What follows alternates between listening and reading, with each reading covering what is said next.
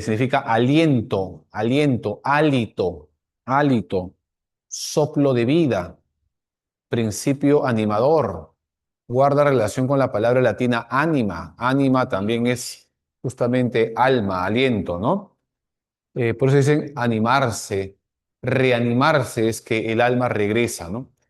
Entonces, chicos, psique es el primer intento explicativo del hombre por tratar de conocer su misteriosa dinámica interior. ¿Ya? Psique significa alma, también psique significa mariposa. Así como para los indios las vacas son sagradas, para los griegos las mariposas son animales sagrados porque representan la vida. ¿Ok? Los griegos, les cuento un poquito, cuando una persona moría, ellos representaban la psique como una especie de animal alado que salía de la boca del moribundo. Imagínense ustedes una persona que está postrada en una cama, agonizando ya así, a punto de morir, y este último aliento, esta última exhalación, ese hálito, ese soplo de vida, los griegos lo representaban en sus cerámicos como una especie de animal alado, como una mariposa que abandonaba el cuerpo. El cuerpo quedaba ahí inerte, moría, ¿no? Y el alma salía a ocupar otro cuerpo. Claro, esta es una explicación demonológica, fantasmagórica, metafísica, y es así la primera etapa de la psicología. Es una etapa de especulación, es una etapa de intuición, de creencia sobre este concepto que se llama alma. Y de ahí justamente deriva la palabra psicología, ¿no? Psique logos, estudio del alma. Pero en la actualidad, chicos, no se habla de eso. O sea, en la actualidad no podemos decir que la psicología es la ciencia del alma, porque el alma no se puede investigar de manera científica, de manera experimental, en un laboratorio. Y la psicología hoy en día es considerada una ciencia social fáctica, ¿no? Que estudia la conducta. Entonces, vamos a ver que a lo largo de la historia, la psicología tiene dos etapas claramente diferenciadas. Una etapa una etapa precientífica y una etapa científica. ¿No? ¿Ya? Me veo raro ahí, Misan. Me voy nanito ahí, ¿no? Bueno, no. Oye, chicos, así mire, hacemos un continuo, ¿ya? Yo les pregunto, ¿cuál será la etapa más larga? ¿La etapa precientífica o la etapa científica? ¿Cuál será la etapa más larga, chicos? ¿La etapa científica o la etapa precientífica? Porque la psicología es dueña de una larga y corta historia a la vez. Es dueña de una larga historia porque empieza en el siglo IV antes de Cristo con Aristóteles, ligado a la especulación, ¿no? Metafísica, demonológica del alma, y luego como ciencia en 1879. Entonces vamos a ver que hay dos etapas, ¿ya? Acá está la etapa precientífica,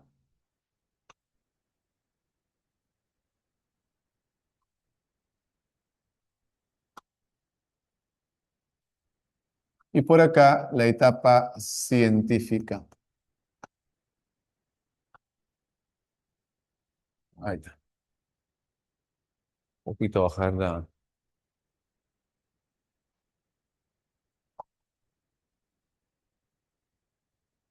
ahí está el sonido. ¿Ya, chicos? Muy bien. Entonces, la psicología es dueña de una larga y corta historia a la vez.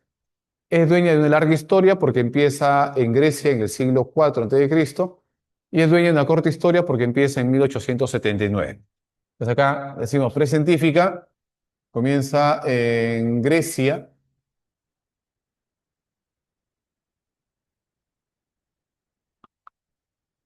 en el siglo IV antes de Cristo, si eres católico o si eres ateo antes de nuestra era, ¿no? Con Aristóteles.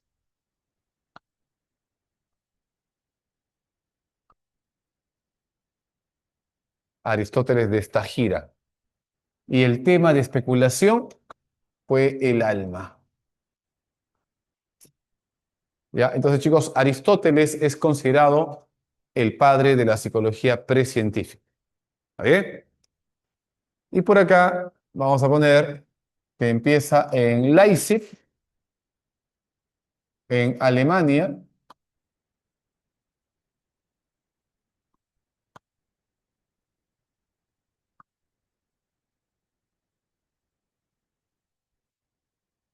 en 1879. Chicos, preguntita, ¿qué ocurrió en el Perú en 1879?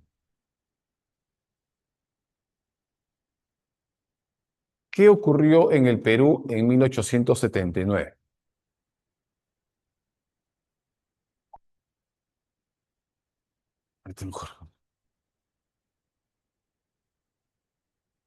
A ver, chicos. ¿Qué dice ahí, mi estimado Justin? Alejandro, muy bien, excelente, muy bien, Naomi, muy bien, Alejandro, muy bien, Kiyomi. Claro, la guerra del Pacífico, ¿no? Muy bien. Sonali, muy bien, claro, la guerra con Chile, la guerra del guano y el salitre, ¿no? Claro, 1879 es un año muy importante para el Perú, es un año histórico, la guerra con Chile, y también es el nacimiento del físico alemán más famoso del mundo. Ese año nacía este físico alemán controvertido, dicen que era Asperger, ¿no? Más famoso, la famosa teoría de la relatividad. ¿Quién es, chicos? ¿Quién habló de la relatividad? Albert Albert Einstein, ¿no? Muy bien. Ese año también nacía, ¿no? Albert Einstein en 1879. Y este año, 1879, chicos, se funda el primer,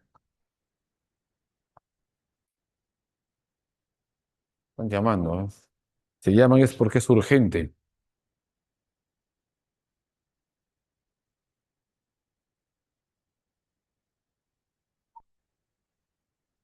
Ratito, chicos, porfis.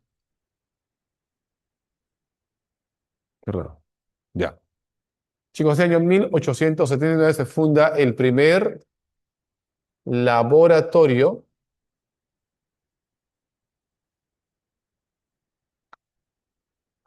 de psicología. Miren, este simbolito, chicos, es una letra griega, es la letra griega psi de psique, y también es el símbolo de la psicología, ¿ya? Este primer laboratorio lo hizo Wilhelm Maximilian Wundt.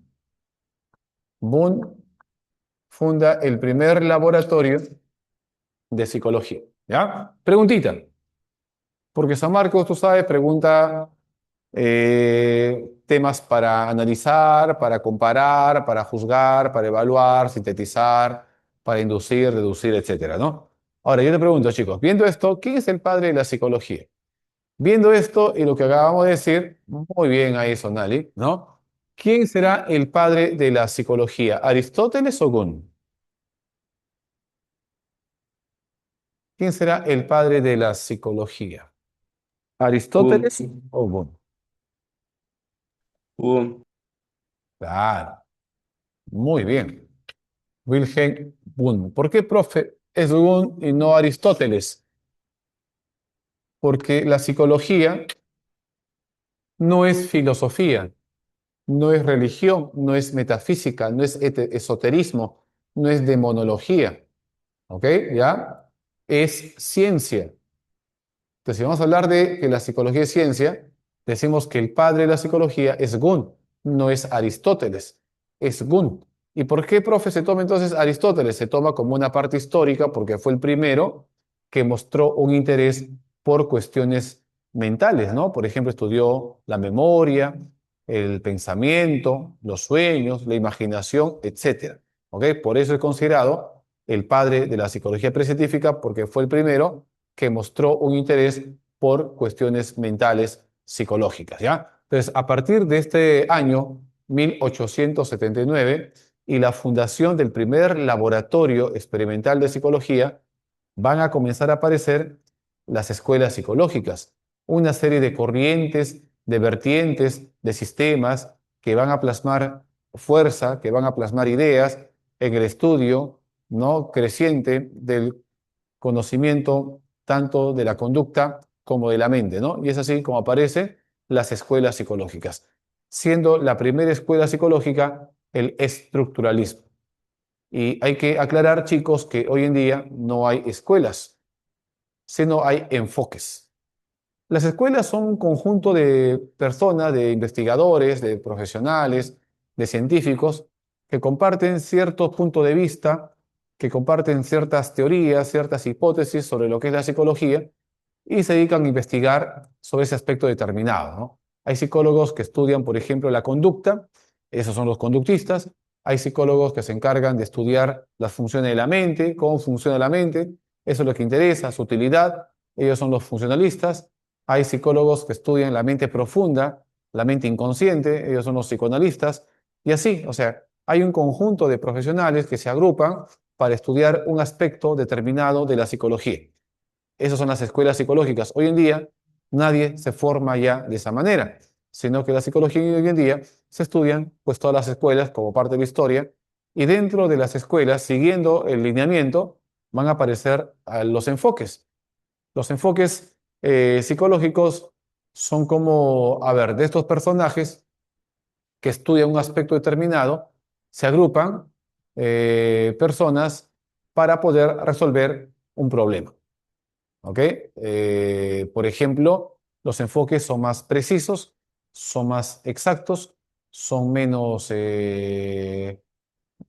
vamos a decir, ortodoxos, son más flexibles y se pueden combinar varias teorías, varios enfoques, ¿no? Por ejemplo, hoy en día hablamos de que hay un enfoque que tiene muchos resultados para explicar la conducta, incluso para modificarla, que es el enfoque cognitivo-conductual, ¿no? Entonces ahí hay enfoques que son como teorías y están las escuelas que son campos de investigación, un área de la psicología. ¿Está bien? Entonces las escuelas psicológicas son 6.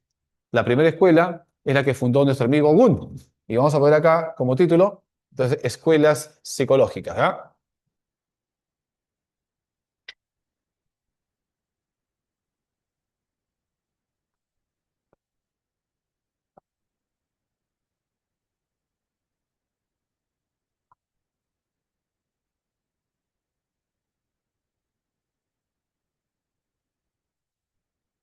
Escuelas psicológicas.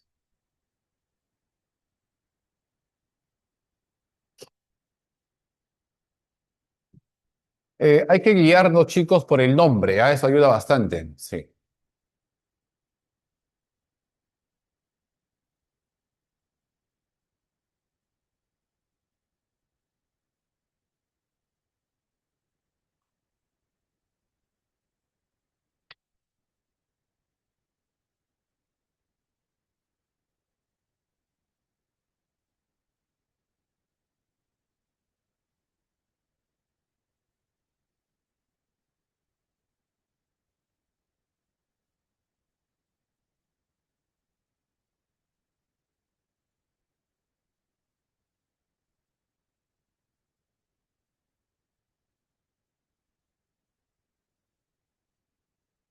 Listo, muy bien. La primera escuela, chicos, entonces, dentro de la historia de la psicología, es el estructuralismo. Su nombre lo dice, estructura.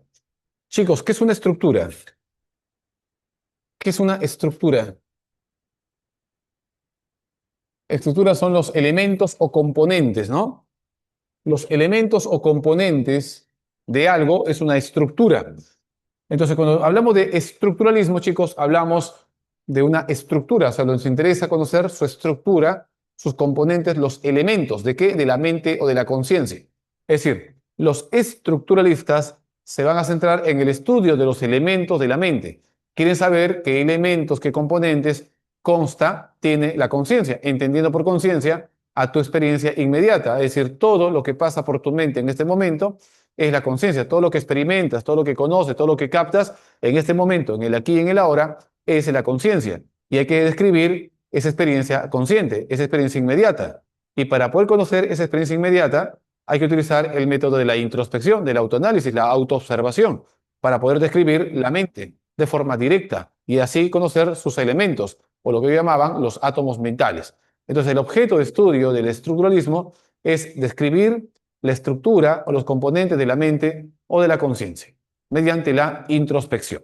Es como yo te pregunto, supongamos que la mente es la pizarra, yo te pido que me describas qué elementos tiene la pizarra. Y tú me dices madera, pintura, clavos, tornillos, pegamento, aluminio, ¿no? Etcétera. Estás describiendo los componentes de un objeto, en este caso, de la mente. Eso es el estructuralismo, ¿ya? Y esta escuela tenía como precursor, porque fue el que inició, pero no con el nombre de estructuralismo, sino con otro nombre. Le voy a poner acá precursor porque no es el fundador, ¿ya? Precursor Gun. Fundador, su discípulo. Titchener. Precursor, Boone. Wilhelm Maximilian Boone. Precursor, fundador, Edward Bradford Titchener. Estudiante de psicología inglés en Alemania con Gun. Objeto de estudio.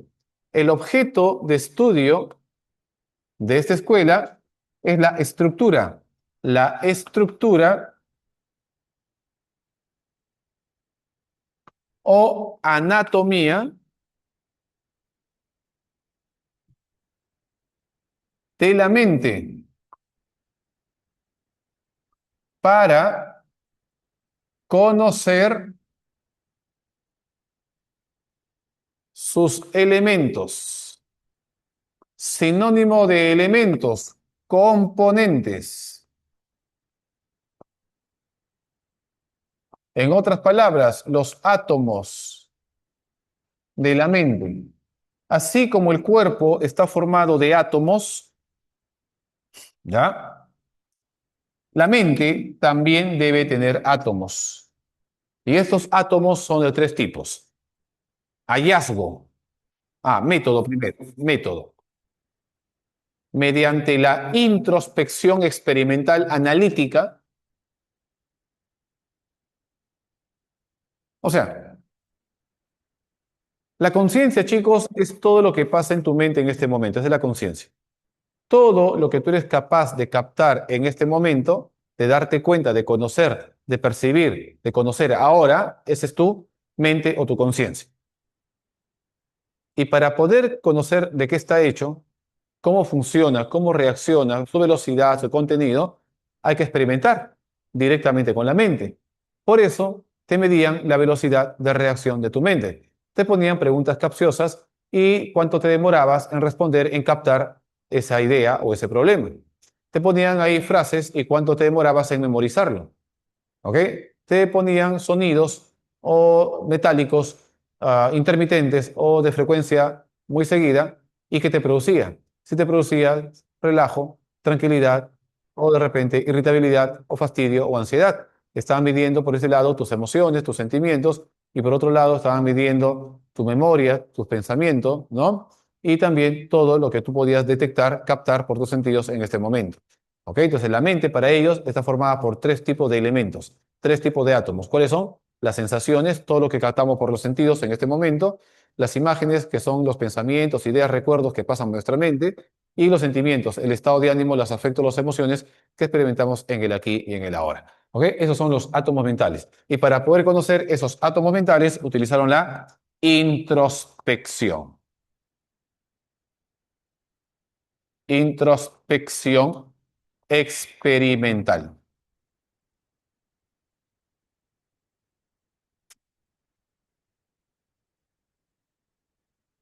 ¿Ya? Crítica, muy teórico, no tiene nada práctico, es simplemente describir la mente en sus elementos, aportar campo teórico, marco teórico, pero no hay un fin pragmático, no hay una utilidad, simplemente teoría, describiendo la mente y la conciencia.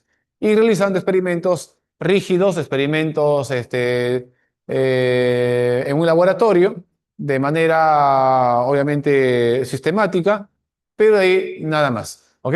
Entonces, por esto es que esta escuela fue rápidamente cuestionada, criticada, porque es demasiado teórica y pone mucho énfasis en la introspección.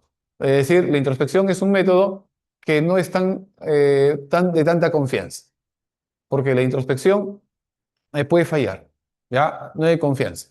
Entonces aparece una reacción contraria, que es el funcionalismo. Chicos, por favor, hasta ahí. Primera pregunta. ¿Tendrán alguna pregunta sobre esta escuela del estructuralismo?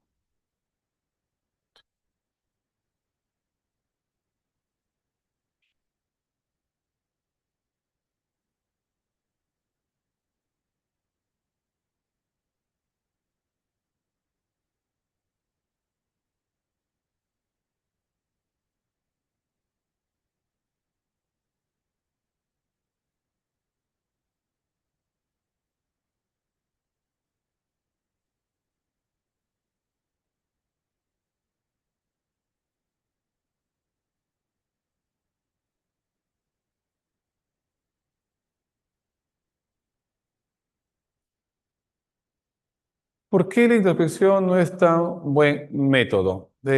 Porque la persona cuando se observa puede mentir, puede engañar, puede encubrir. No es tan objetiva, es muy subjetiva la introspección. Si bien es cierto, se trató de hacer una introspección experimental, también la persona puede mentir, puede encubrir, puede disfrazar, ¿no? Sus síntomas, sus pensamientos, las puede cambiar. Entonces, no es tan objetiva, ¿no? Y ellos consideraban que la introspección era un método eficaz, infalible, para poder estudiar la mente. Por ejemplo, tú pregúntame algo, ¿no? Yo te puedo mentir y tú no sabes si te estoy mintiendo o te digo la verdad, ¿no? Esa es la introspección. Solamente yo soy capaz de conocer realmente. Profesor, hoy en día ya no se pone en práctica o se han mezclado con otras escuelas. Hoy en día el estructuralismo ya no existe. Hay otras escuelas que se han mezclado con otras. Ahora son los enfoques. Las escuelas que han perdurado como enfoques son el psicoanálisis, el conductismo, la gestal, ¿no? No, ni la gestal. Sería el psicoanálisis y el conductismo son las que han perdurado. Porque hoy en día tenemos al humanismo, al cognitivismo y a lo biopsicológico, ¿no? Ya son cinco enfoques. Son las que más han perdurado, el psicoanálisis y el conductismo. Eh, ¿Cómo hacen una introspección? ¿Hacen preguntas? Sí, claro. Aparte de hacerte preguntas, también utilizaban aparatos médicos, galvanómetros, cronoscopios, que eran instrumentos para medir, por ejemplo, tu velocidad de reacción, tus ritmos cardíacos, por ejemplo, el ritmo galvánico de tu piel, porque Gunt sabía que un cambio en la mente produce un cambio en el cuerpo, y un cambio en el cuerpo produce un cambio en la mente. Si te hacían preguntas donde te ponías de repente iracundo, furibundo, rabioso, los aparatos médicos medían tu frecuencia cardíaca, tu respiración, tu circulación, para ver cómo es que reaccionaba tu cuerpo frente a una experiencia psicológica. Así, eso es la introspección, tratar de controlar todas las reacciones que tú tenías. Pero siempre pues hay cosas que se escapan, ¿no? Por más experimental, por más controlado que sea, siempre van a haber cosas que se van a escapar, sobre todo si hablamos de la introspección, ¿no? Por eso es que fue rápidamente cuestionada. Bien, chicos, entonces esa sería la primera escuela, el estructuralismo, que utilizó la introspección, el autoanálisis, la autoobservación para poder describir los elementos que componen nuestra mente. ¿Está bien? Y son tres tipos, ¿no? Imágenes, sensaciones y sentimientos o afectos. Y luego la segunda escuelita, que surge como una reacción contraria a esta escuela, es el funcionalismo.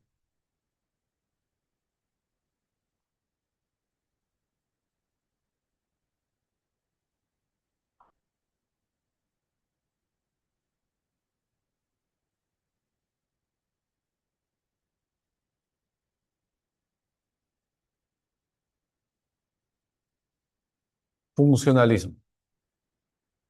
Podemos poner acá precursor también así.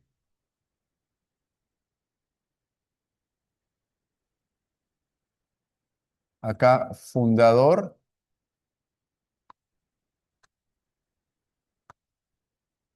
Aquí objeto de estudio.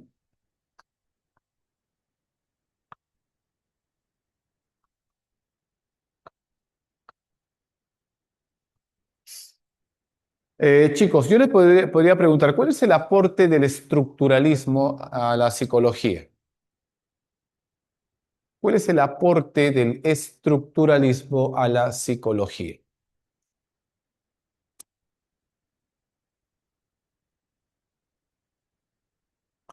Ya, mientras van pensando, chicos, un ratito me duele la cabeza, voy a tomar una pastillita que tengo abajo. ¿Ya? Me hizo un ratito, por favor. Ya, chicos, denme un permisito porque la cabeza me está estallando. Miss, regresa un ratito, voy a tomar una pastillita que está acá en la cabeza. Abajo tengo una pastilla.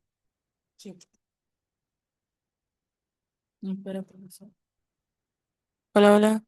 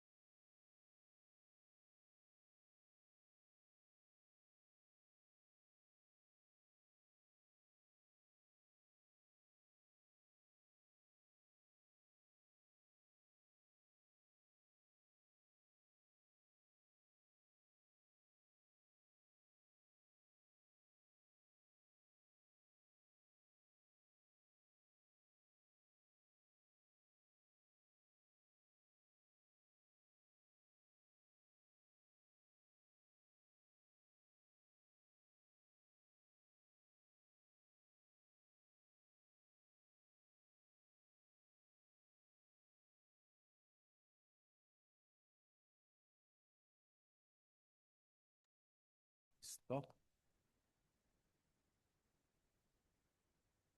Claro, ¿no? Es una teoría descriptiva. Muy bien, excelente. En cambio, el funcionalismo es una teoría pragmática, utilitarista. O sea, ya no se conforma simplemente con saber cuáles son los elementos o con describir la mente, sino buscarle una finalidad, un propósito. Por ejemplo, chicos, ¿para qué sirve el pensamiento? ¿Para qué sirve el pensamiento? ¿Para qué pensamos?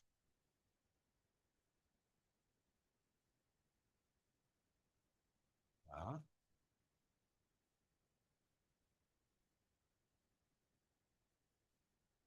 claro, el estructuralismo, chicos, busca las leyes.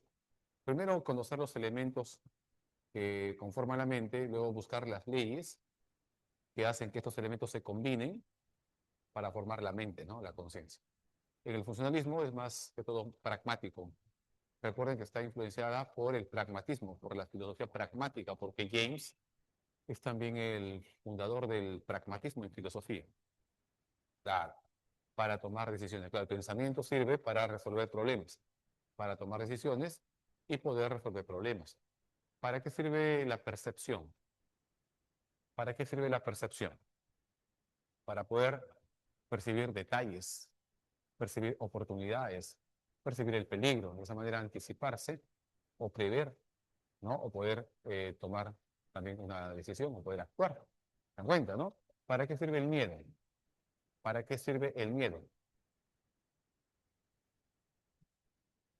¿Se escucha abajo? Hola, hola. Para preguntar. ¿Sí? ¿Se escuchaba bien hace ratito? Sí, recién ahora, se escucha abajo. Ahí, chicos, ¿se escucha bien? Confirmen, por favor, el audio. No, se escucha abajo. Sí, sigue abajo. Hay que configurarlo, entonces creo.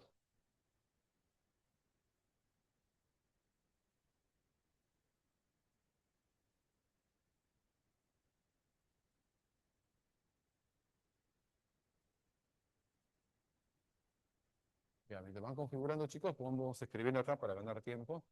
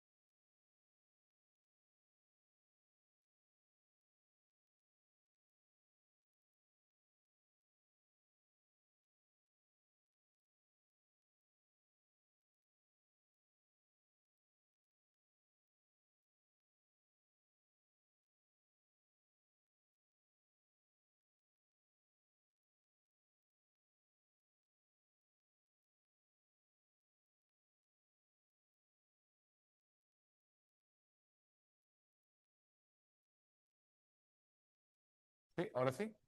¿Se escucha bien? Se escucha bien. Hola, hola, hola, hola, chicos, ¿qué tal? ¿Qué tal? ¿Qué tal? ¿Se escucha bien? Confirmen, por favor. ¿Se escucha bien? ¿Todo bien? ¿Todo okidoki?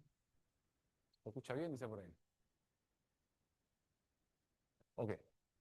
Bien, chicos, entonces el funcionalismo busca el carácter más bien práctico, utilitario, conocer los procesos mentales para utilizarlos de la mejor manera en nuestro beneficio y así adaptarnos al entorno. ¿Ok? ¿Ya?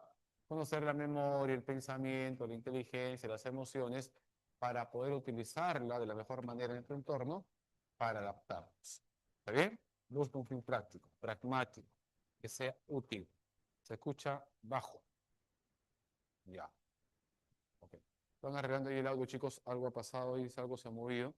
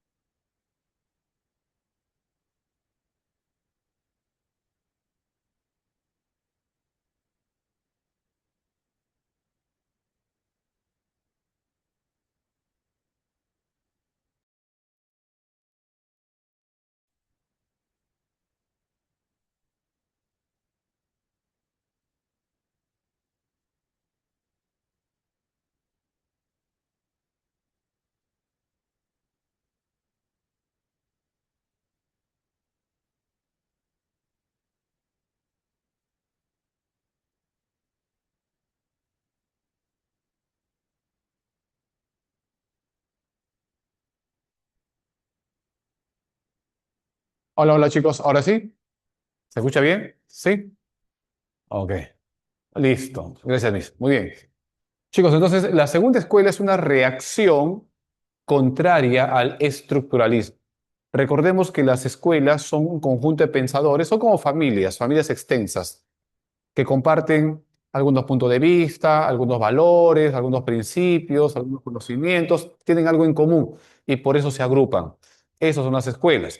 ¿Ok? En el caso del estructuralismo, todos los personajes, todos los investigadores, científicos, pensaban que lo más importante era justamente describir la mente. En cambio, el funcionalismo, que es un grupo de pensadores, científicos, biólogos, filósofos, etcétera, se reúnen porque piensan que la psicología es la ciencia de la mente, pero en su función práctica, utilitaria, ¿no? Conocer la mente para poder utilizarla. ¿Se dan cuenta? Y ahí tenemos pues a James, a Angel, Cattell, John Dewey es el fundador. El método es la introspección y también la extrospección. Ahora, esta escuela como tiene un fin práctico, pragmático, que sirva para algo, es la que crea los test psicológicos, la famosa psicometría, que es la aplicación de los test psicológicos para poder medir la mente, cuantificarla y así a establecer la selección de las personas. ¿Se dan cuenta? ¿No? Luego, también crea algunas ramas, especialidad de la psicología, como por ejemplo la psicología evolutiva, llamada también psicología del desarrollo, la psicología clínica, la psicología educativa. ¿Ok?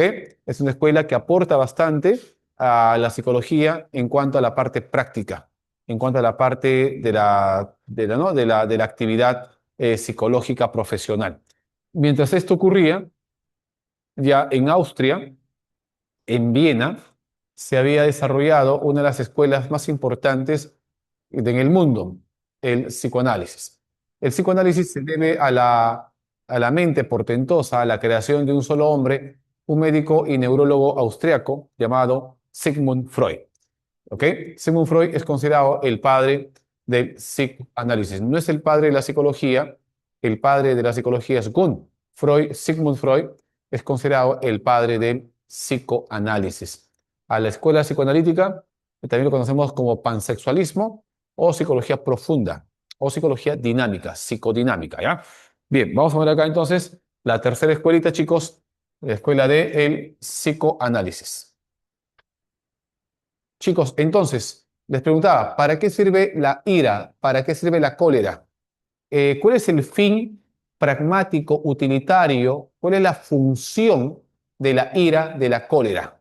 ¿Qué nos permite la ira, la cólera? A ver, esa es una de las preguntas del funcionalismo.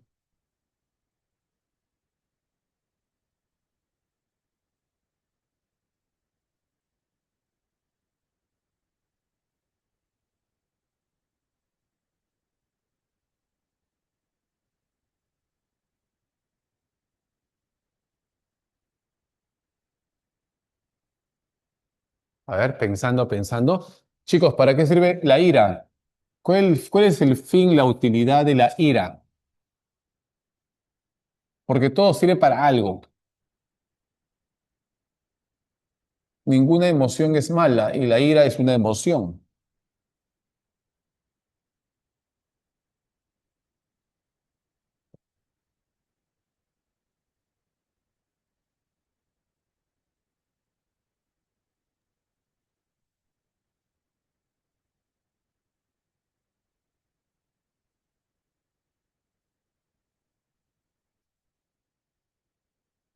Expresar, eliminar estrés, tener límites, poder plasmar nuestras emociones mediante nuestras acciones. Nada más eso, o sea, ya plasmé mis Para adaptarnos, emociones profesor. para adaptarnos. ¿De qué manera nos permite adaptarnos la ira? ¿Para qué sirve la ira? Para, Adaptarnos ante una amenaza, tal vez. claro, muy bien. La ira sirve para defendernos de una amenaza ante el peligro. Cuando nuestra vida, nuestra integridad se ve amenazada, reaccionamos con ira, con cólera, para atacar a eso que nos quiere hacer daño.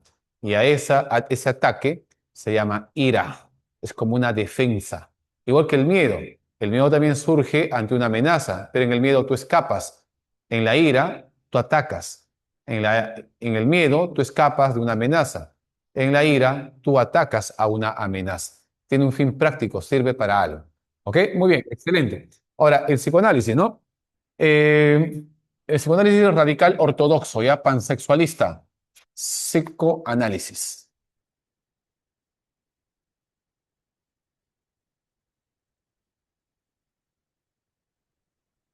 Fundador del psicoanálisis, un médico y neurólogo austriaco llamado Segismundo Freud. Pero como su nombre Segismundo no le gustó, se hizo llamar Sigmund. Sigmund Freud, ¿no? Se escribe Freud, pero se pronuncia Freud, ¿ya? El padre del psicoanálisis. Fundador. Muy bien. Objeto de estudio. ¿Qué estudia, chicos, el psicoanálisis? El psicoanálisis ya no estudia la mente, sino estudia la mente consciente, no, sino estudia la mente inconsciente, la mente profunda, ¿no? La mente profunda, la mente desconocida del hombre. Porque Freud decía que vivimos en piloto automático. La mayor cantidad de acciones que hacemos, lo hacemos sin darnos cuenta. ¿Ok? Estudia el nivel profundo de la mente, el inconsciente. Y este inconsciente tiene una naturaleza de tipo sexual.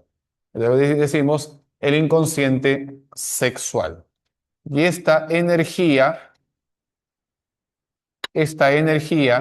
sexual que habita en el inconsciente y nos impulsa a la acción se llama libido.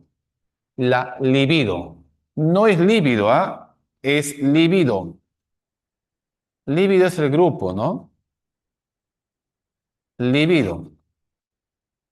Profe, ¿y qué cosa es la libido? La libido es la energía sexual que nos impulsa a la acción, a la actividad. ¿Está bien? Freud decía, poderosos impulsos de naturaleza sexual nos pueden generar conflicto entre nosotros, con nosotros y las normas morales. ¿Está bien? Ahora, todo lo que hacemos, pues lo hacemos buscando una gratificación sexual, pero lo desconocemos porque es inconsciente. Es inconsciente. Pero el inconsciente brota, sale a través de los lapsus. Lapsus lingüe, lapsus calami, los actos fallidos, las parapraxias, actos sintomáticos, en fin. ¿Ya? Entonces, el método que Freud utiliza para poder conocer el inconsciente, primero lo usó, luego lo descartó porque era un pésimo, es la hipnosis, ¿no? Lo aprendió de su maestro Breuer y de Charcot, y de, ¿no? Hipnosis. Pero luego cambió el método a la asociación libre. Asociación libre. Profe, ¿asociación libre de qué? Libre de ideas. Profesor, ¿en qué consiste la asociación libre de ideas? Consiste en decir lo primero que se te ocurre, lo primero que te viene a la mente cuando escuchas algo. Porque lo primero que dices, lo primero que sientes, lo primero que piensas al escuchar algo, ¿ya? Es tu inconsciente. ¿Está bien? ¿Ya?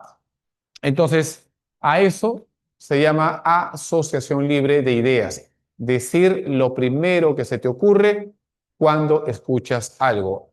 Amigo, bueno, mamá, hermosa, hermano, feo, carro, atropello, papá, malo, ¿no? Así, lo primero que sientes, lo primero que se te viene, eso lo sueltas sin ningún filtro. Eso se llama asociación libre. Lo que está saliendo es tu inconsciente, lo que verdaderamente sientes o piensas.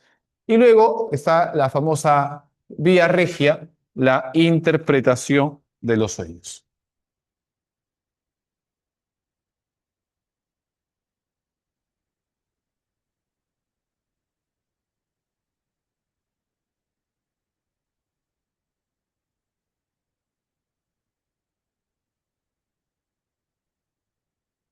¿No, chicos? Interpretación de los sueños. Los sueños son la comunicación entre tu parte inconsciente y tu parte consciente. Para Freud, los sueños son la gratificación de necesidades inconclusas. Es decir, lo que tú quisiste en la vida real y no se te cumplió, en tus sueños se hace realidad. Es como, por ejemplo, hay una chica que te gusta, pero no te da bola, no sabe que tú existes. Entonces sufres por ello. Y como sufres y hay deseos, tú deseas algo, entonces en tus sueños eso que tú deseas se hace realidad. En tus sueños tú estás con ella y es más, en tus sueños ella se muere por ti. De tal manera que logras compensar esa necesidad, ese dolor, ese sufrimiento mediante los sueños, ¿no? ¿Ok? Eh, por ejemplo, Freud contaba de que había un señor, un paciente, de que siempre soñaba que su prima le regalaba 2 globos y no se sabía, o él no sabía por qué soñaba eso.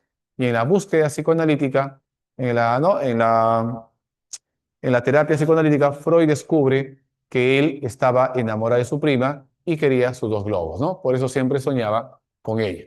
Freud considera que toda conducta está motivada por impulsos de naturaleza sexual que vienen del inconsciente. Y hay que recordar que Freud compara la mente humana como si fuese, ¿no? Un iceberg, así, como si fuese un iceberg, ¿no? En la cual la parte externa, la puntita del iceberg, es el consciente, es la parte externa, la parte que tú puedes controlar y manejar a tu voluntad.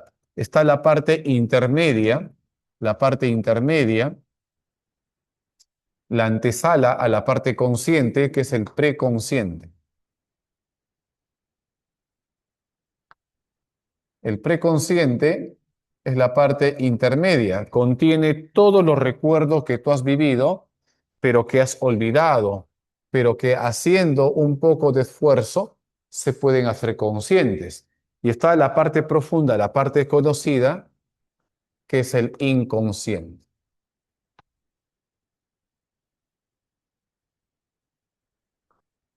¿Ok? ¿Ya? Entonces, de esta manera, Freud compara la mente como si fuese pues un iceberg.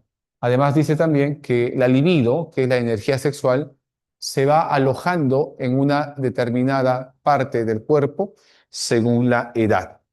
Por ejemplo, esas son las famosas etapas psicosexuales, ¿no? La libido desde el nacimiento al año y medio se desplaza a la boca y el niño siente placer al estimular esta parte, al chupar, al morder, succionar cualquier objeto que encuentras alrededor, porque el centro de gratificación está en la zona oral, dientes, labios, lengua.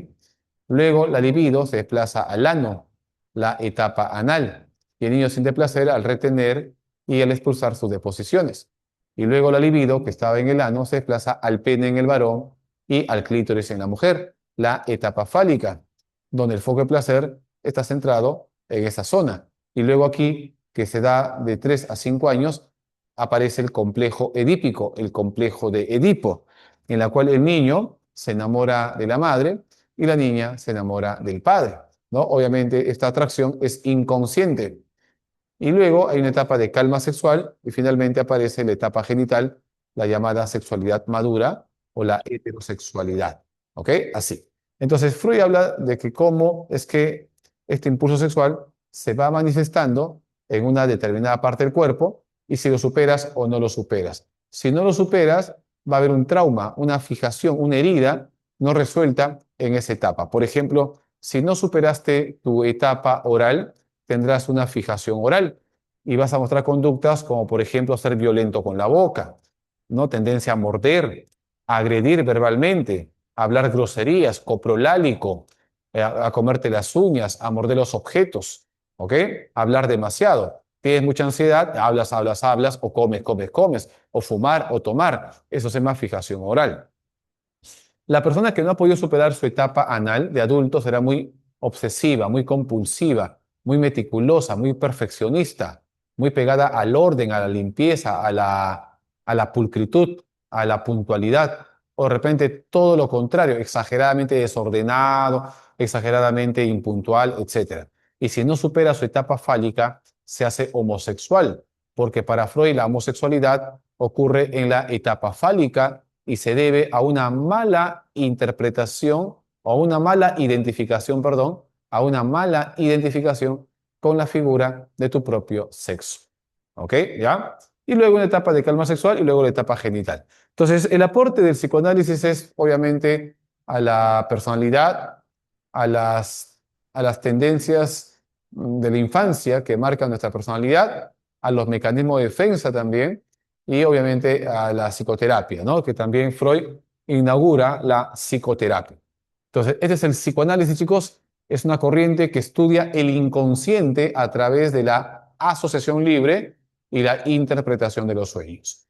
El funcionalismo es una escuela que estudia la conciencia para conocer cómo funciona, de tal manera que podamos utilizar estos procesos para resolver problemas de nuestra vida cotidiana y así adaptarnos.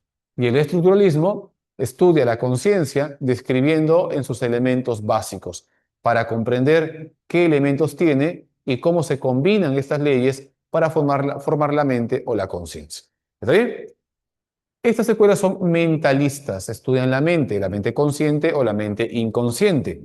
La escuela que viene a continuación y la siguiente también y la subsiguiente son escuelas que atacan al mentalismo. Vamos a hablar primero de la reflexología y luego hablamos del conductismo radical de Watson, ¿no? El famoso bad boy de la psicología. Chicos, por favor, hasta ahí tendrán alguna duda, alguna consulta, alguna pregunta, algún comentario.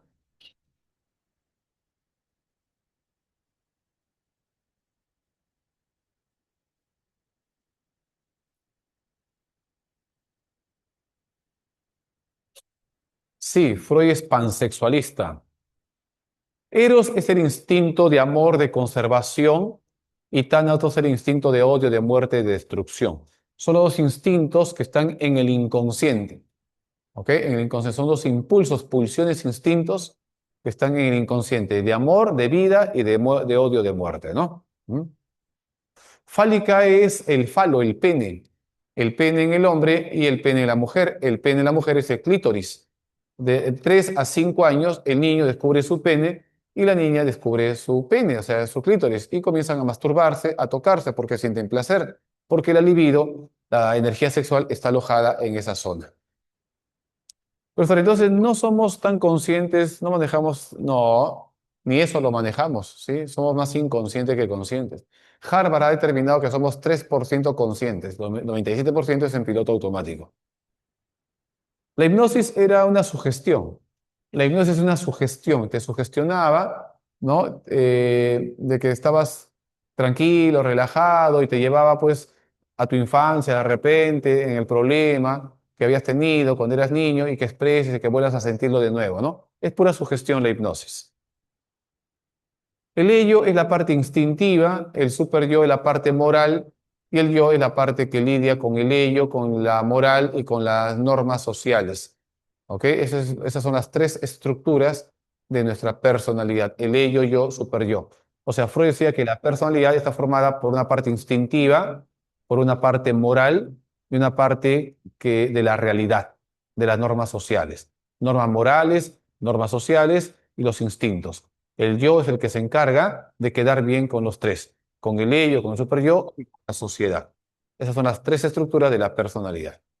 Pansexualismo significa que para Freud todo tenía una explicación sexual. Pan, prefijo pan es todo, sexual es sexo. Todo para Freud tiene una connotación sexual o erótica. Todo lo que haces lo haces buscando una gratificación sexual. Si te chupas los labios es porque quieres ser besado o besada. Si muerdes el lapicero es porque quieres morder otra cosa. ¿No? Para Freud toda conducta tiene una explicación sexual. Y esa explicación sexual está en el inconsciente. Y esa energía es la libido. ¿Ah? Muy bien, vamos a ver entonces pregunta 4, o mejor dicho, escuela cuarta, la reflexología de nuestro amigo Iván Petrovich Pablo, ¿no? Pablo. Ujú. Listo, reflexología. No estudia la reflexión, ¿ah? Estudia los reflejos.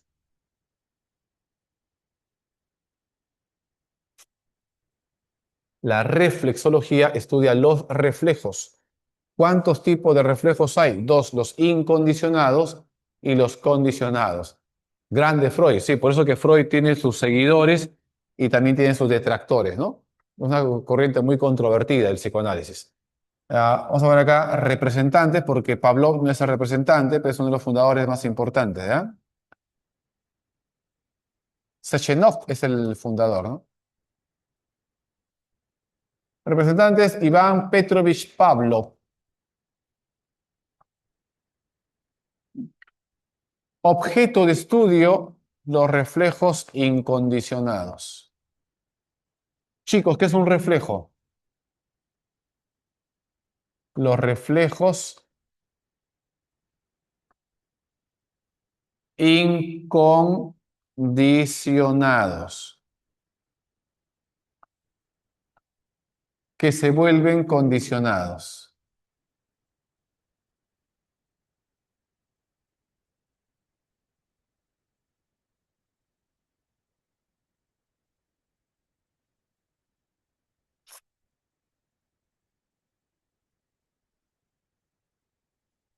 Los reflejos incondicionados que se vuelven condicionados. Ajá.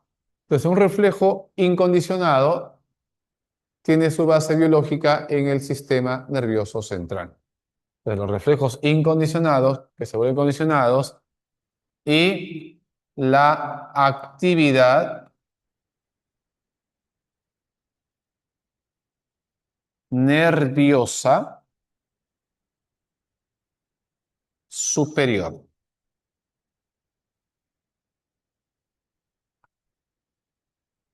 O sea, la reflexología estudia el sistema nervioso, sobre todo central, el cerebro, las neuronas, ¿no? Y sus estructuras corticales y subcorticales, porque es ahí, en el sistema nervioso, sobre todo en el cerebro, donde se encuentran los mecanismos de los reflejos de la conducta, del aprendizaje y de los hábitos.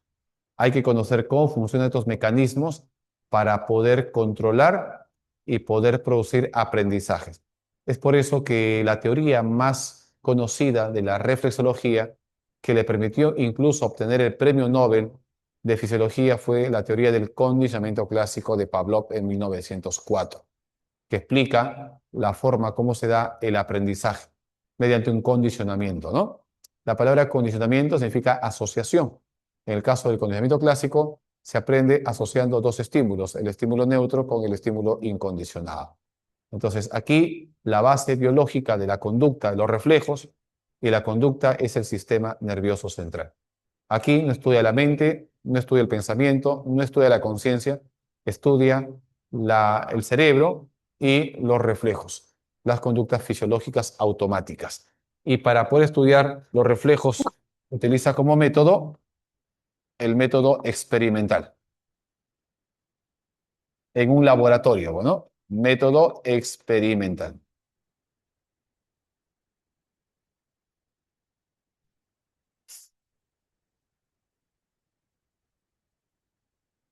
Método experimental. Respuesta, no, respuesta automática. Inconsciente no, porque la reflexología no toma en cuenta la mente, sino todo lo orgánico, lo fisiológico. Es una escuela fisiológica, más que psicológica, es una escuela fisiológica. Pablo era fisiólogo y trata de explicar la psicología y la conducta desde el punto de vista fisiológico. ¿Ok? Por eso estudia los nervios aferentes, eferentes, estudia la estructura cortical, subcortical, de cómo reacciona nuestro cuerpo frente a un determinado estímulo. Acá aparece el paradigma estímulo-respuesta, que luego Watson, que el conductismo lo va a tomar, ¿no? Lo va a adoptar como método. Muy bien. Chicos, por favor, hasta ahí, ¿alguna duda, alguna pregunta? Voy a borrar. Ahí, Sam, tómenle fotito, por favor, para poder borrar. Sí.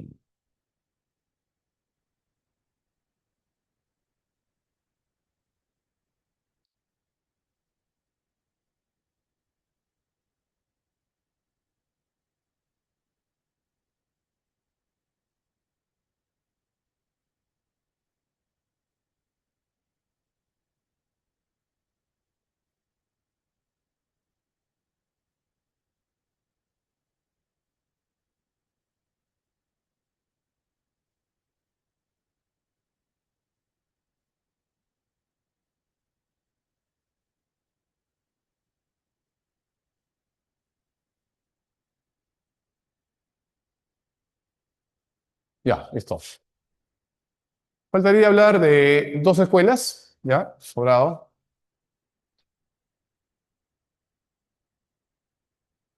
El conductismo, chicos, es otra escuela radical. ¿Cuáles son las dos escuelas radicales más radicales de la psicología? Son el psicoanálisis y el conductismo. El psicoanálisis porque estudia la mente profunda, la mente desconocida, ¿ok? Y el conductismo porque estudia la conducta y niega todo tipo de mentalismo. Dice que la mente no existe. El conductismo, chicos, se basa en la reflexología de Pavlov, ¿ya? El conductismo se basa en la reflexología de Pavlov. Watson, que es el padre del conductismo, toma el paradigma estímulo-respuesta de la reflexología, ¿ya?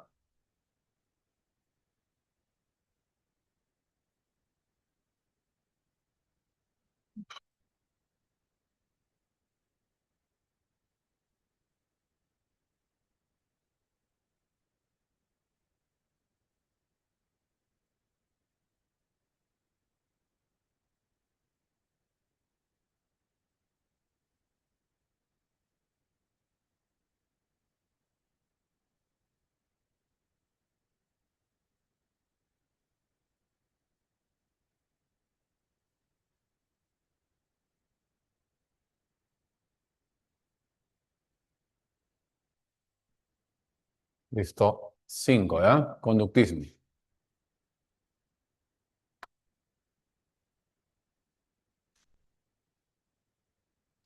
Conductismo radical.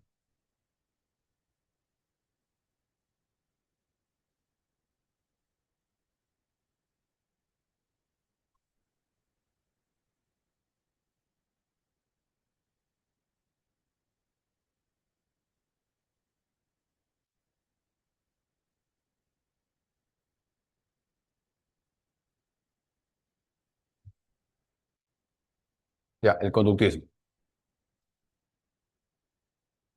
Ahora, el psicoanálisis, chicos, es considerada como la primera fuerza psicológica. Y la segunda fuerza psicológica es el conductismo, ¿ya? El conductismo, desarrollada por John Watson, fundador.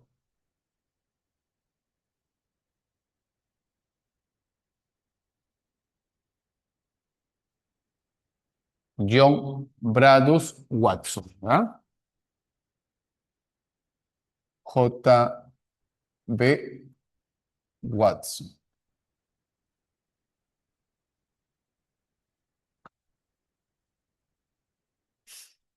Objeto de estudio, ya facilito, ¿no? Su nombre lo dice.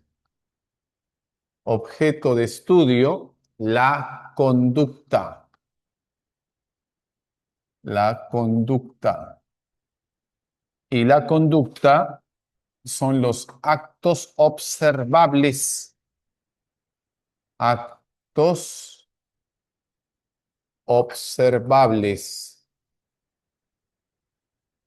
La conducta es toda reacción que se puede observar. Actos observables. Y esta conducta es aprendida.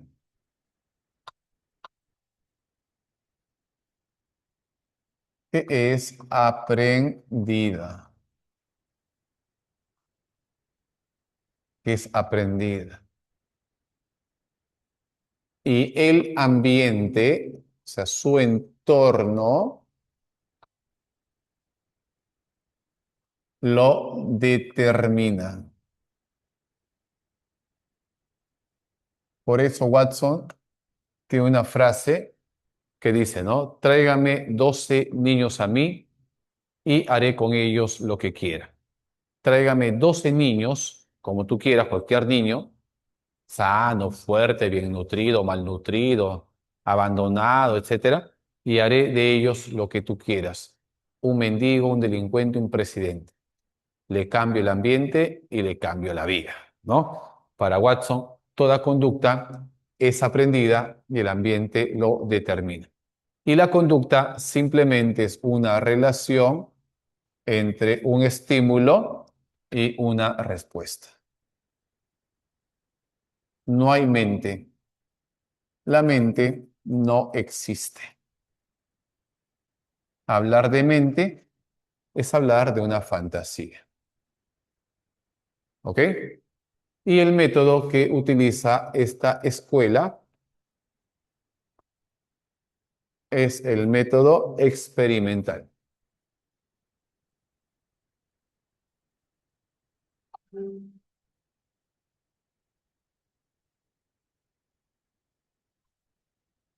El método experimental. ¿Ah?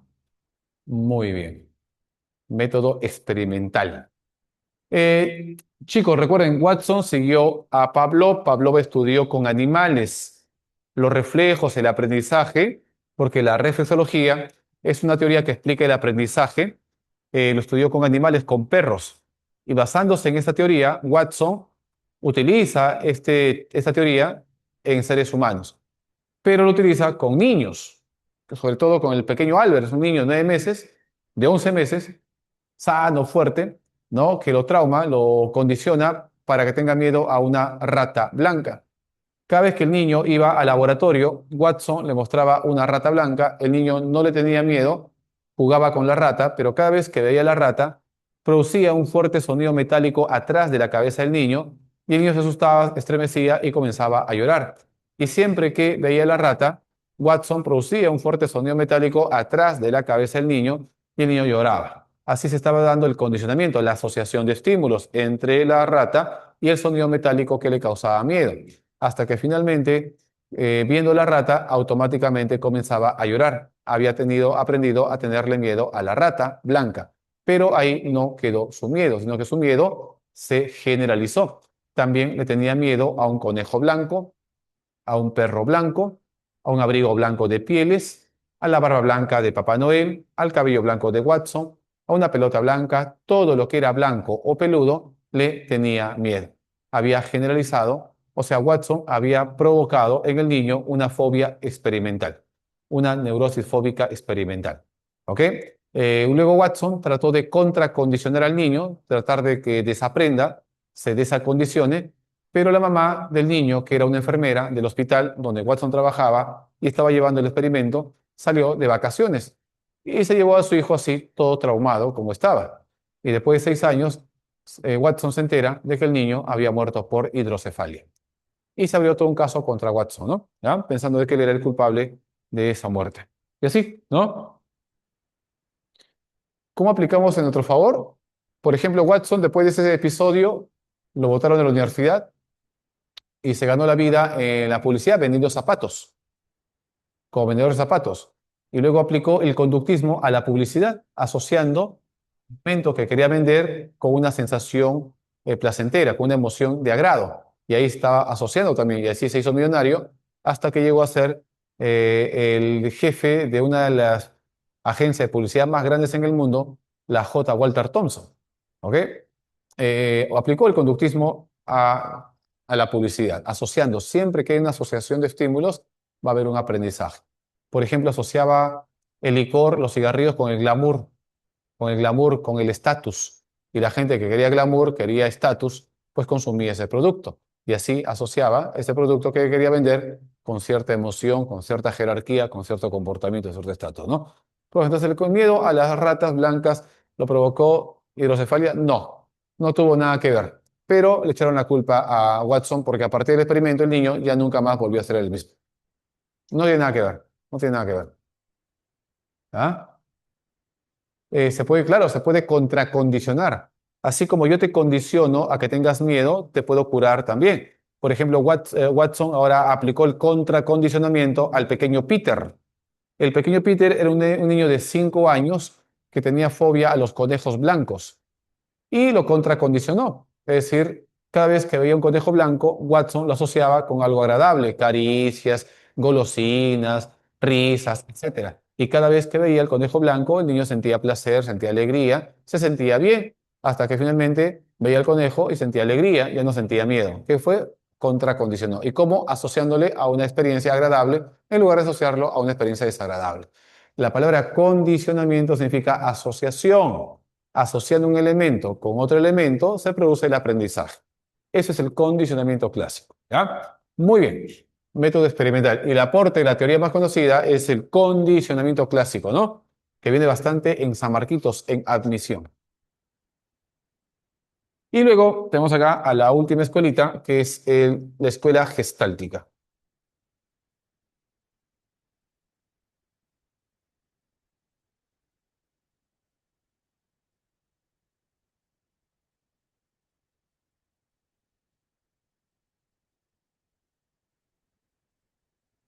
Por acá, 6.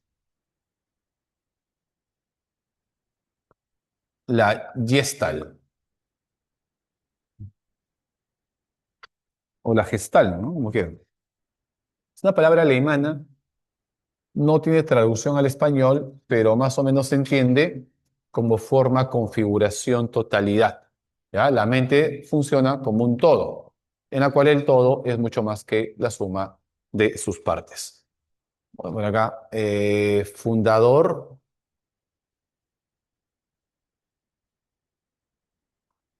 Max Wertheimer. Wertheimer.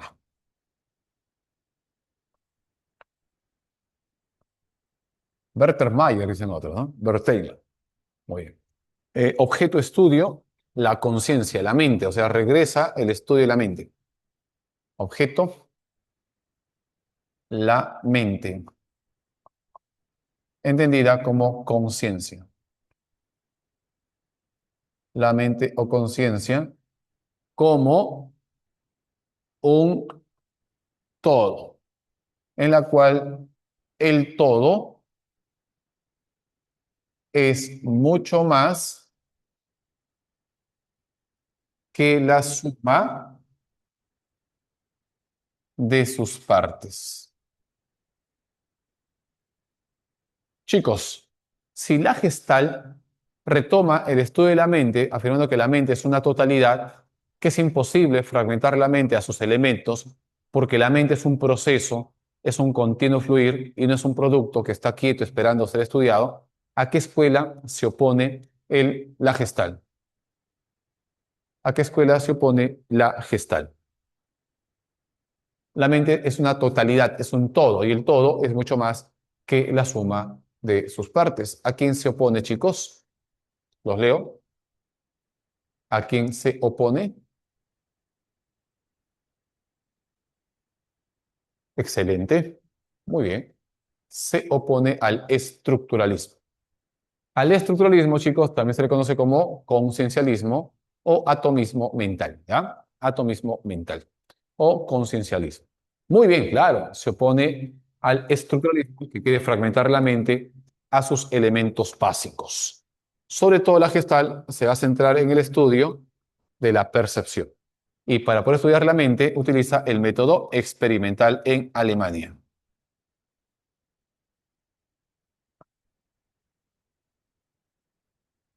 Y así. Y bueno, ese es más o menos el estudio recorrido así rapidísimo de las escuelas, entendiendo que en la actualidad no hay escuelas, sino hay enfoques, y son 5 enfoques. Enfoque psicodinámico, que sigue el lineamiento del psicoanálisis, ¿ok? El enfoque es una teoría que profundiza un poquito más las investigaciones psicoanalíticas de todos los autores. El conductismo, el enfoque conductista, que sigue también la explicación de Watson del conductismo. El enfoque humanista, que busca el crecimiento y desarrollo personal, la autorrealización del hombre. El otro enfoque cognitivista, que estudia los procesos mentales de manera científica, de manera experimental, ¿ok? Explicando cómo funciona cada proceso mental, la memoria, el pensamiento, etc. Y el enfoque biopsicológico. ¿Qué tanto bien? ¿Aló?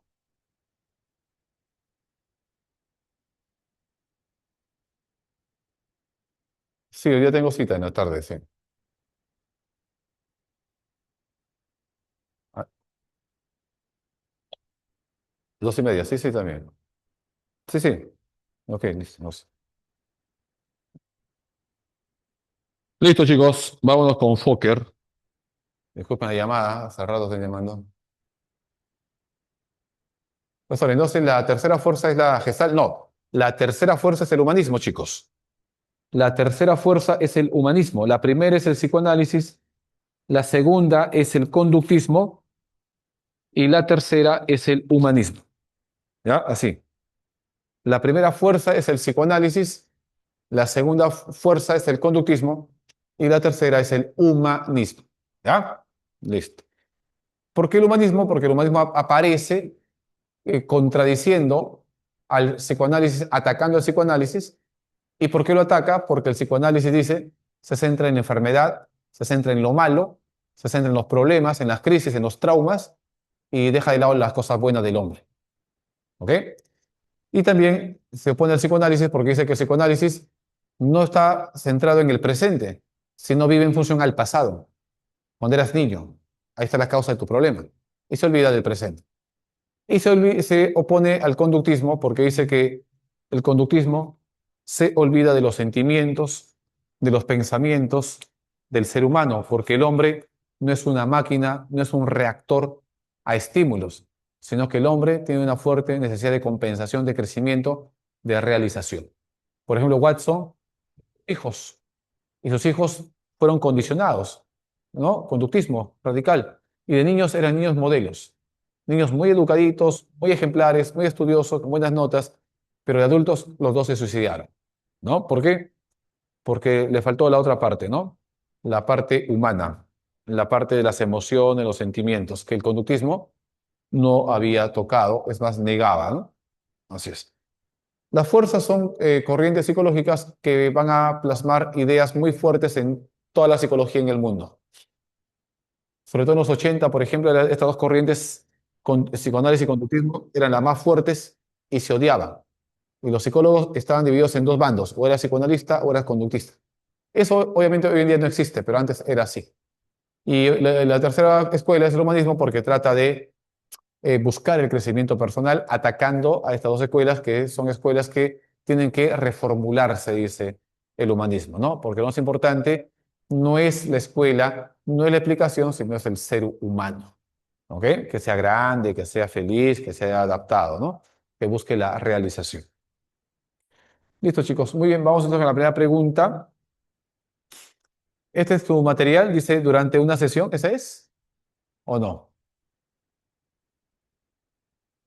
La pregunta dice, durante una sesión en clase, esa es la pregunta, Sí, chicos. sí, profesor.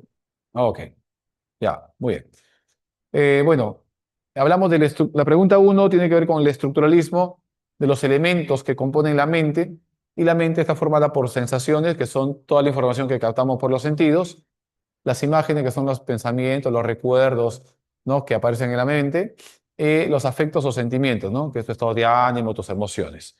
Besito, sí, muy bien, besito, claro, muy bien. Excelente, besito. La pregunta 2 hace referencia al también estructuralismo, ¿no? Dice, a Joaquín participó en una actividad universitaria donde se le mostró una imagen por 10 segundos. Luego se le solicitó que describiera con la mayor precisión posible lo que había visto. Que describiera. ¿Ya cambió, que terminó la hora, Mix? ¿Acabó la hora? No, ¿no? 11:40, ¿no? Ah, un profe afuera.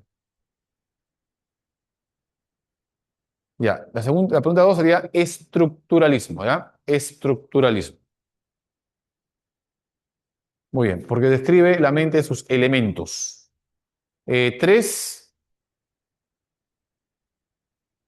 comprender los procesos mentales, ¿no? Para adaptarse. ¿Qué escuela psicológica habla de la adaptación?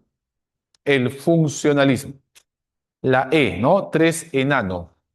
La escuela psicológica que habla sobre la adaptación es el funcionalismo. ¿Ya? Funcionalismo. 3, funcionalismo.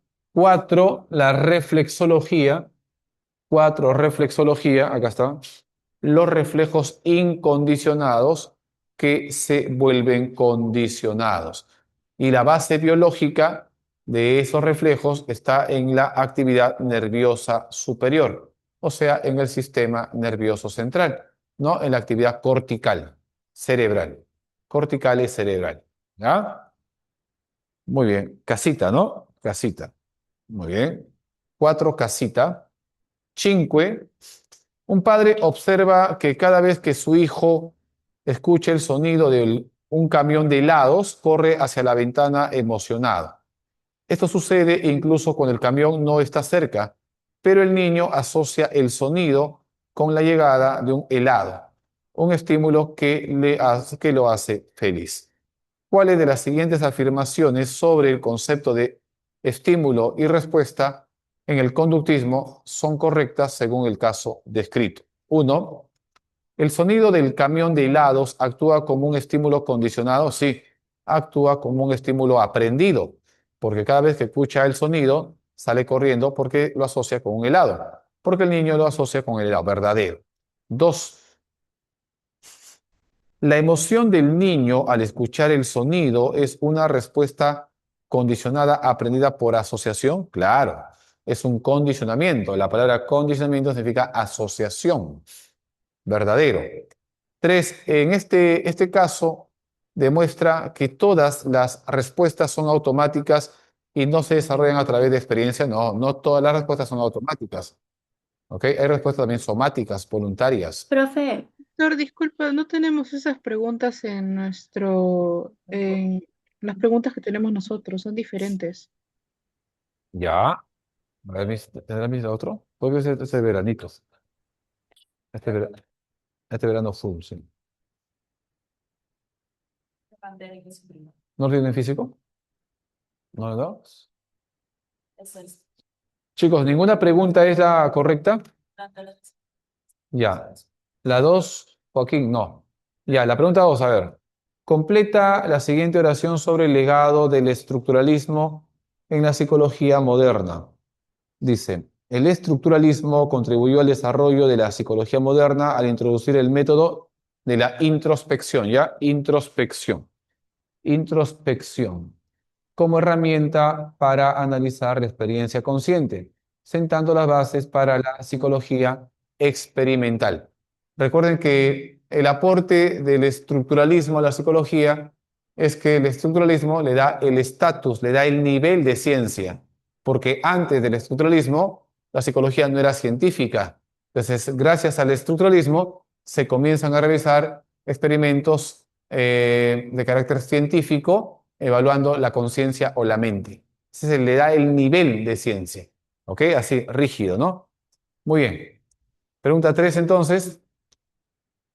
En el contexto de un debate sobre la evolución de las especies y su impacto en las ciencias humanas, un grupo de psicólogos discute cómo los principios de la teoría de la selección natural de Darwin influyeron en el desarrollo de una escuela psicológica que prioriza la adaptación de los individuos al entorno.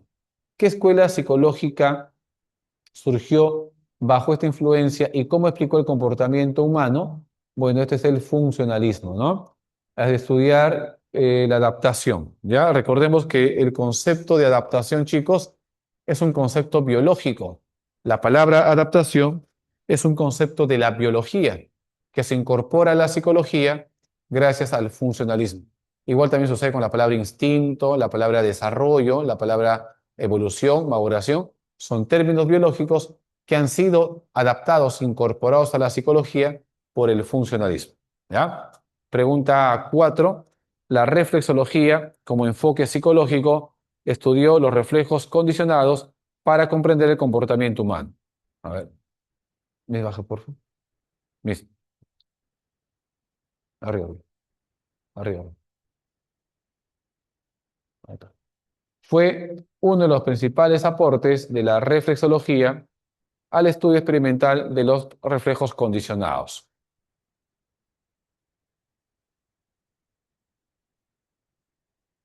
La B, ¿ya? Cuando decimos respuestas innatas, nos referimos a los reflejos incondicionados. La palabra incondicionado es no aprendido y la palabra condicionado es aprendido por asociación. ¿Ok? Hay dos tipos de reflejos, incondicionados y condicionados. 5. En un experimento, un grupo de niños es observado mientras juega en un parque. Se registra que aquellos que reciben palabras de elogio por compartir juguetes tienden a repetir este comportamiento, mientras que los niños que no reciben ninguna respuesta muestran menos disposición a compartir. De esto podemos afirmar que esto sería conductismo. Si yo te digo algo y la conducta aumenta, te estoy reforzando. Pero si hago algo y la conducta disminuye o desaparece, te estoy castigando. Todo refuerzo mantiene la conducta y todo castigo extingue la conducta. Entonces acá dice, a ver, la uno sí sería, la 2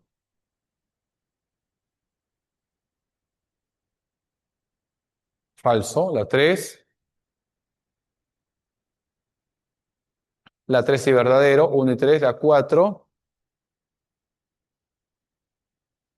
1, 3, 4, clave, 1, 3, la C, ¿ya? 5 casita, 1, 3, 4, ¿ya? Casita, 1, 3, 4. La pregunta 6. Mientras ordena su cocina, Rosa, ama de casa, encuentra varias tapas de ollas de distintos tamaños y rápidamente identifica a qué olla corresponde cada una. Además, al ver un mantel doblado con figuras geométricas incompletas en los bordes, su mente tiende a completar las formas para percibir un diseño armónico. Luego, al organizar sus utensilios por tamaños y colores, se da cuenta de que los percibe agrupados por su similitud. Con base en esta experiencia cotidiana, determine cuáles de las siguientes proposiciones relacionadas con la propuesta general de la Gestalt son correctas. Eh, sí, la uno verdadero, la 2 falso, la 3 verdadero, 4, 1, 3, 4. Otra vez, la D, ¿ya? La D. 7 chicos, vamos rápido. Dice, durante un seminario sobre las escuelas ecológicas, se debatió sobre las limitaciones del enfoque atomista. El enfoque atomista es el estructuralismo. Sobre el enfoque atomista de la psicología, los defensores de la psicología gestal argumentaron que el atomismo no lograba explicar adecuadamente la percepción, ya que este enfoque se centra en eh, elementos separados, ¿no? ¿Ya? Eh, Mientras que la Gestalt sostiene que la percepción debe ser entendida como un fenómeno total, que no puede ser reducido a sus partes. Entonces aquí vemos que la clave sería casita, ¿ya? 7 casitas, chicos. Vámonos con Fokker. Ochoa.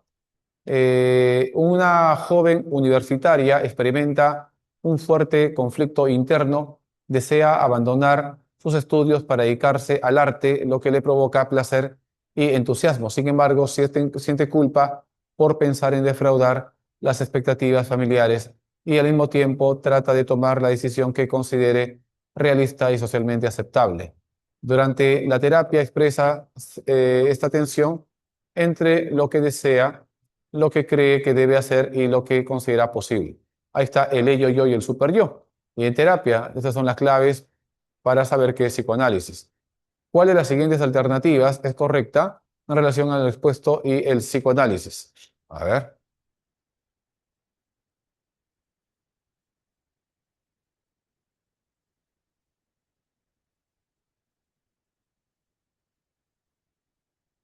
mira, arriba está ahí.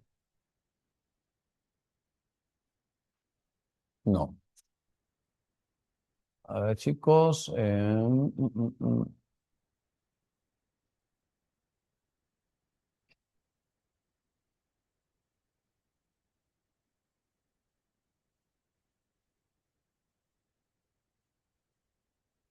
La A podría ser, pero ¿qué dicen?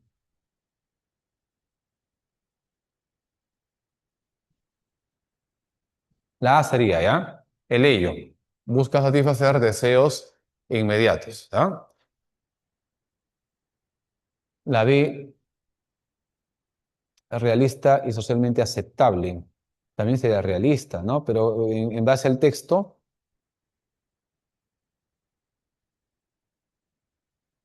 ujú, en base al texto, hace referencia más a lo que ella está decidiendo porque le gusta, ¿no? Porque dice que le gusta el arte y se decide más por eso. Entonces, la B estaría bien formulada, chicos, sino que no guarda relación con el texto. La A sí tiene relación con el texto porque es una decisión que le gusta.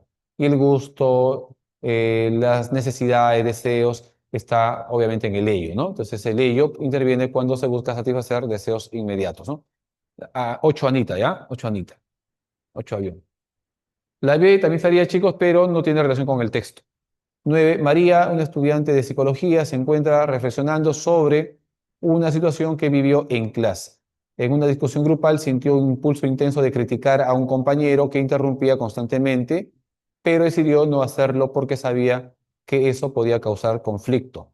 Entonces, si sabe y se contiene, porque eso puede generar, es el superior el que actúa. Al analizar lo sucedido, ella recuerda que una de sus estructuras de la personalidad propuesta por Freud le ayudó a regular sus impulsos instintivos y considerar lo más conveniente antes de actuar. Este es el super yo, la C. El profe piensa que quiere entrar, mis. 10. El psicoanálisis desarrollado por Freud se basa en 11:40, se basa en tres pilares fundamentales que explican la estructura y dinámicas de la mente. ¿Cuál de las siguientes opciones describe correctamente los pilares según la teoría freudiana? Ello, yo, super yo, la A. ¿Ya? La A. 11. En una sesión de terapia, un paciente comenta que aunque no recuerda con detalle el nombre de un compañero de la infancia, podría recordarlo si se dan ciertas pistas. El terapeuta explica que esta información no está en su mente consciente en este momento, pero puede acceder a ella con un pequeño esfuerzo. Este es el preconsciente. El preconsciente, ¿ya? 11, preconsciente. Sería la E.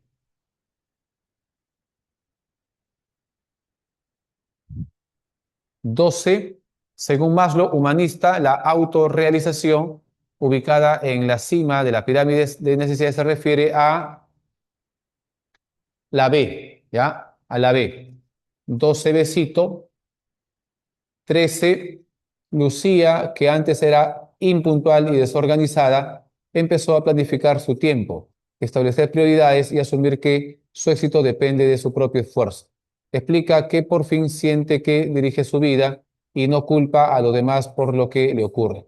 De acuerdo a lo propuesto en el texto, ¿qué enfoque de la psicología con mayor probabilidad? A ver, humanista sería también, ¿no? 13, humanista, chicos. Ya para terminar, 14, en un taller de aprendizaje, los docentes notan que algunos estudiantes recuerdan mejor los contenidos cuando los organizan en esquemas. Ajá.